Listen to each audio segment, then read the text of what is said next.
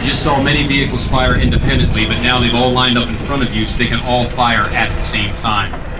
The systems will be engaging all targets. I hope you enjoy it. I will warn you, this will be very, very loud.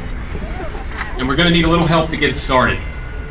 I'm sure you've all seen NASCAR races or IndyCar races on TV where a very special guest gives the command of drivers start your engines. We're going to do something a little similar to that today to kick off the combined armed exercise. All of our vehicles are equipped with radios, and the radio that I'm holding is tuned to the same frequency. So what I'm going to do right now is take this microphone and I'm going to walk over here to a very special guest that we have with our commander.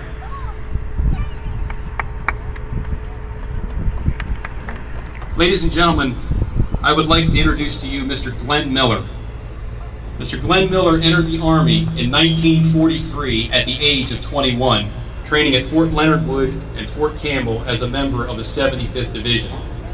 The 75th sailed to Europe in November 1944 and was initially positioned in France.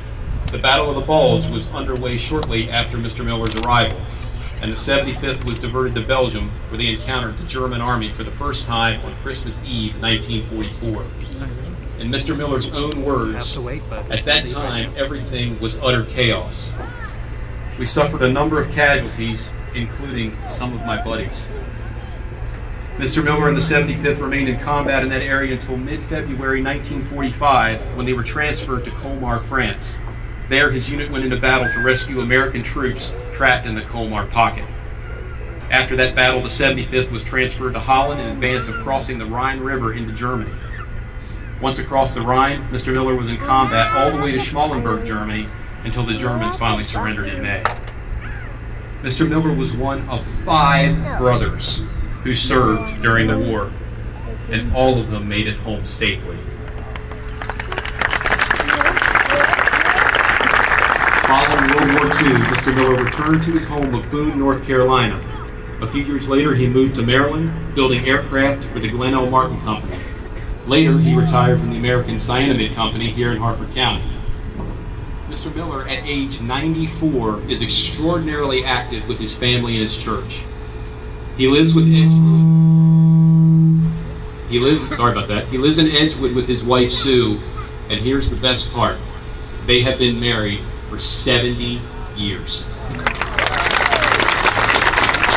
Would you please join me in thanking Mr. Glenn Miller for his service and commitment to preserving our freedom.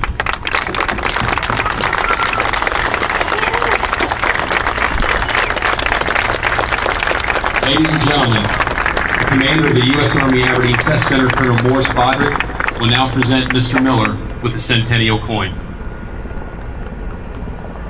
Mr. Miller, thank you for your service. I also want to thank your family, because without their support, I'm sure it would have been a little tougher in those long days during the war. Your commitment and selfless service to this country, to this nation, has allowed us to have the freedoms that we have today. We are proud of you, and I want to give you this small token of our appreciation. It is our centennial coin, and it reads, "Proud of our past and focused on our future." Thank you, sir. Appreciate it.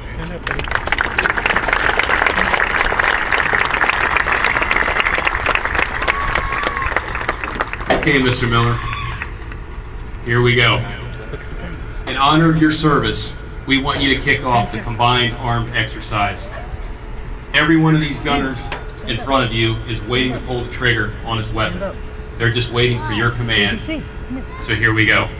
What I'm going to do is, I'm going to key this radio and put this in the microphone in front of you, and would ask you to say nice and loud, "Gunners, fire your weapons."